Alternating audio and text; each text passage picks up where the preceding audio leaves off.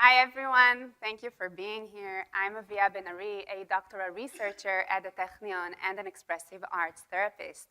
My work asks this question: what if coding, normally taught as a computational language, could also be taught as a language for emotional expression? Today, we teach children how to break problems into steps, test solutions, and fix errors in code. Yet, when something overwhelming happens in their inner world, we offer no equivalent structure to help them work with that. They know how to fix programs long before they can debug their own experiences. This is not because emotions don't matter. It is because learning structures are designed on two different tracks. Computational skills are taught through structured curricula, while emotional development is usually tackled elsewhere, usually through adult mediation. And these two systems are rarely intersect by design, raising an underexplored question. It isn't whether emotions matter in learning, but it's whether coding can function as a language for emotional expression. In order to test this direction, I developed expressive coding. Beginner coding tasks today have children recreate existing stories in code. Expressive coding reverses that direction.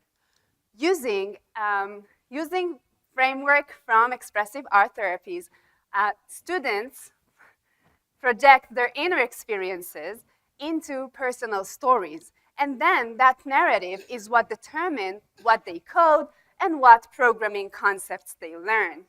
The aim is not therapy. It is to examine whether coding, when designed as a practice that is aimed as a framework that helps students become more self-aware and resilient, can really help them develop self-awareness and resilience. Why might this work at all? Coding already behaves like a language.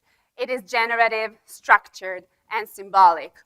What expressive coding does is to rely on these principles together with principles from expressive art therapy. For example, projection, which helps students externalize their inner experiences in a way that makes them work through emotions without having to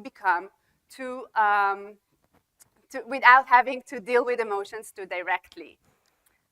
In order to test this, I designed a series of iterative tests, as usually done in educational research.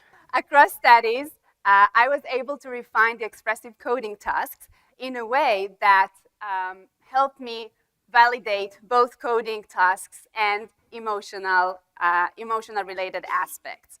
By this phase, I was able to test for coding knowledge, emotional expression, and potential related well-being of the children.